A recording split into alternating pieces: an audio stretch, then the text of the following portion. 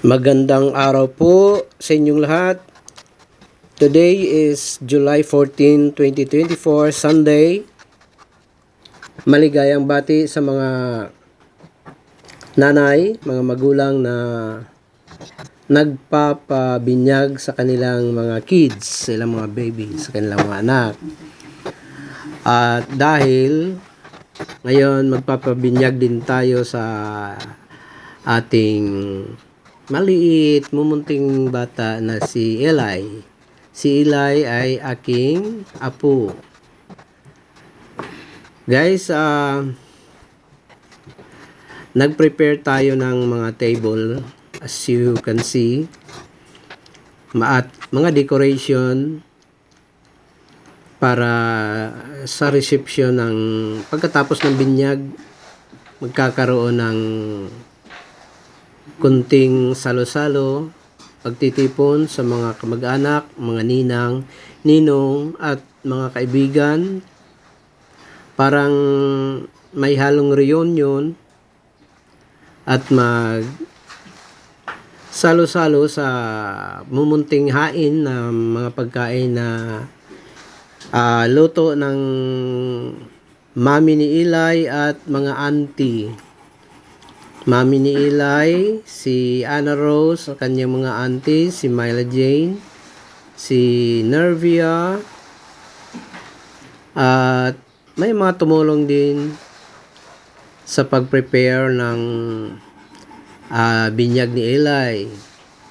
Si Ronald Diap ang father ni Eli at ang niyang kapatid is si Ron Gesipiap. Nagpapasalamat din tayo sa isa pang auntie ni Eli na nandoon nagtatrabaho sa Taiwan. Salamat din sa mga suporta na kanyang binibigay sa kanyang mga pamangkin at sa amin din, father and mother.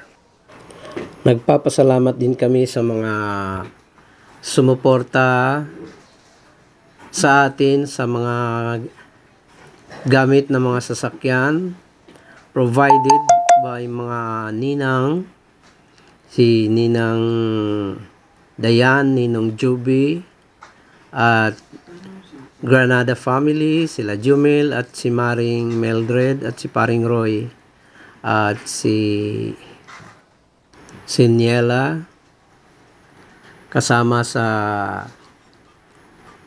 pumunta dito at sumuporta sa binyag ni Eli. So, ang ginawa natin, one day before ang binyag, bali kahapon is Saturday, advance nating nag-prepare na tayo ng table at nag-set up tayo ng mga tablecloth, nag-set up din tayo ng mga wall decoration at mga chairs. Hinahanda na natin to ng maaga para sa Sunday, sa araw ng binyag ay hindi na tayo magagahol at hindi na tayo mahihirapan para sa Sunday pagkatapos ng kanilang binyagan doon sa St. Paul Catholic Church. Kaya yan ang ginagawa natin, something like time management at mga preparation in advance para less hassle, less stress on Sunday. Habang nagpe-prepare tayo guys dito ng ating mga decoration, tables and chairs, kasalukuyang pumunta rin si Anna Rose, si Annie, yung mami ni Eli, at kanyang daddy na si Ronald Jap, na malingke sila. Nagpunta sila sa Talipapa. So guys, hindi na sila nag-hire ng mga catering services. Bali, ang pinapagawa na lang or pinapaluto sa labas ay yung lechon. Lechon na umabot ng something like 11K. At ang venue guys ay ginanap lang dito sa garahe ng residence ng uncle at auntie ni Eli, para home na home, family na family ang dating ng celebration ng binyag ni Eli. So, maganda rin naman sana kung doon sa reception sa mga commercial area, something like a restaurant or yung mga, kasi malapit tayo dito sa Tagaytay, marami ring mga kuwan doon, kainan, restaurant, mga overlooking na mga kainan. Maganda sana din kasi hindi na mapapagod ang mga supporting persons para sa occasion. Bagamat tinitingnan din natin ang money matter, yung pagtitipid. For sure, nakakatipid ang celebration na to sa mga gastusan compare doon sa spend tayo sa mga commercial places. For sure, naging experience nyo rin ang mga ganitong pamamaraan sa pagsiselebrate ng mga okasyon. Yung gumagawa tayo ng paraan, didiskarte tayo na dito na lang sa ating private na place, sa mga bahay natin, wherein pag may bakante sa backyard or sa grahe or sa loob ng bahay, ginaganap na lang natin doon sa area wherein hindi na tayo magbabayad ng mga additional na mga expenses or charges. Although merong kapaguran ang ganitong pamamaraan, ay yung preparation is earlier, one day early, ay ginaganap na natin at piniprepare na natin.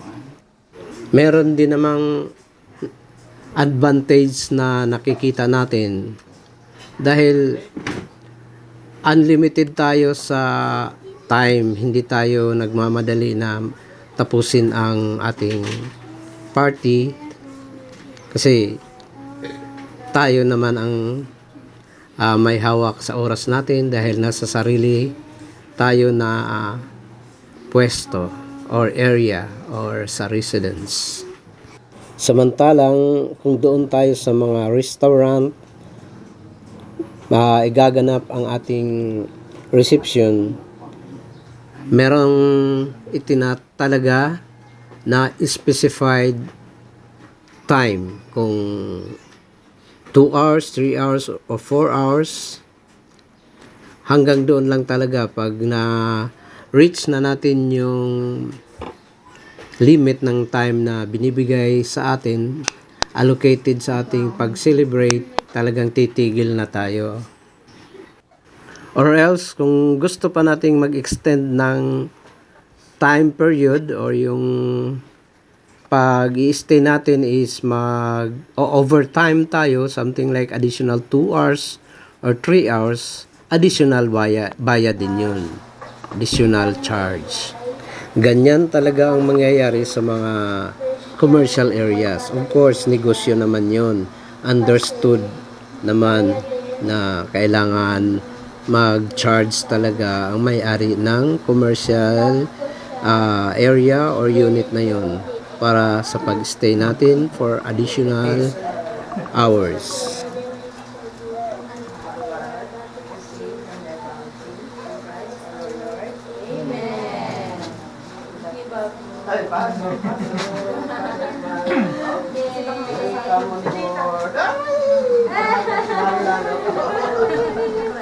Kain na. Thank you po. Si ano? Ah, may pakim-kim na. Okay, kain na tayo. Ay, dalawa yan. Hati tayo isa.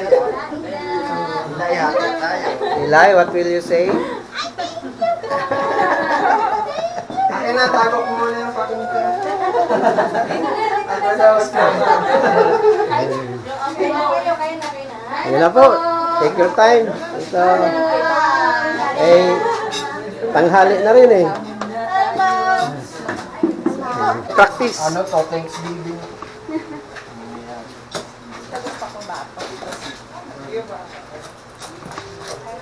Sige. Ba't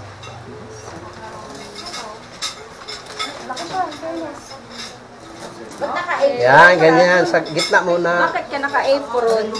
Kasi yan yung tagahiwa eh. May clip dyan ya. Oh, ito yung... Ito itong ano po. Turuan mo yan. Kasi ngayon lang yan tawag nito. Ngayon lang yung pinaghiwa. Maraming beses na yan nakahiwa, pero para sa sarili lang niya. Ngayon, para sa lahat yan. Sa puntong ito, nakamute ang ating speaker dahil iniwasan natin na magkaroon ng copyright issue. Magkaroon tayo ng infringement sa copyright law. Kaya mute muna ang speaker at voice over na lang muna tayo, guys.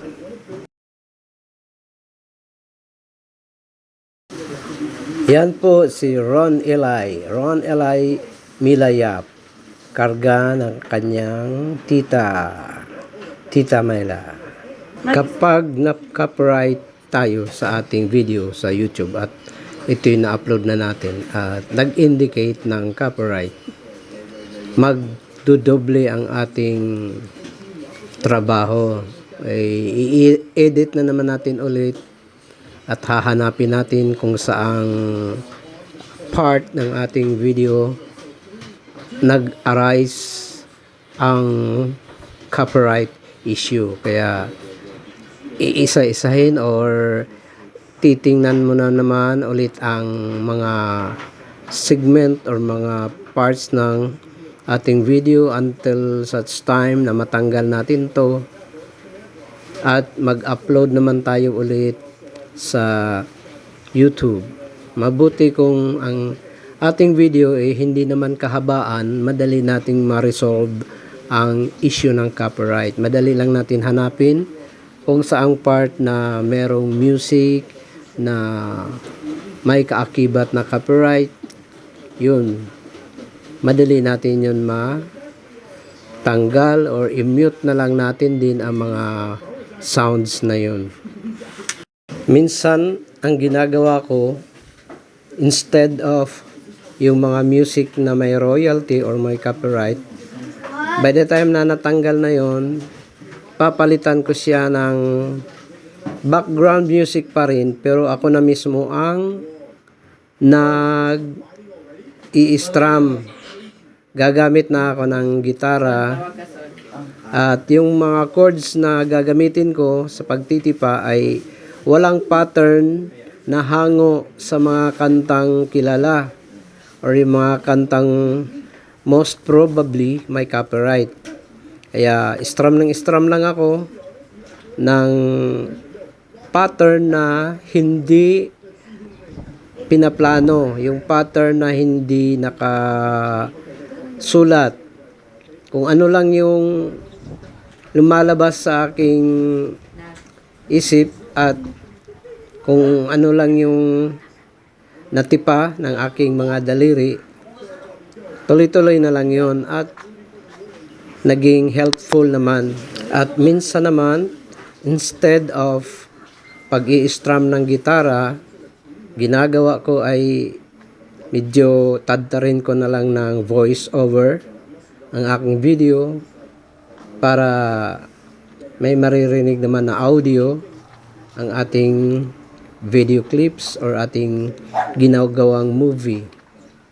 Instead of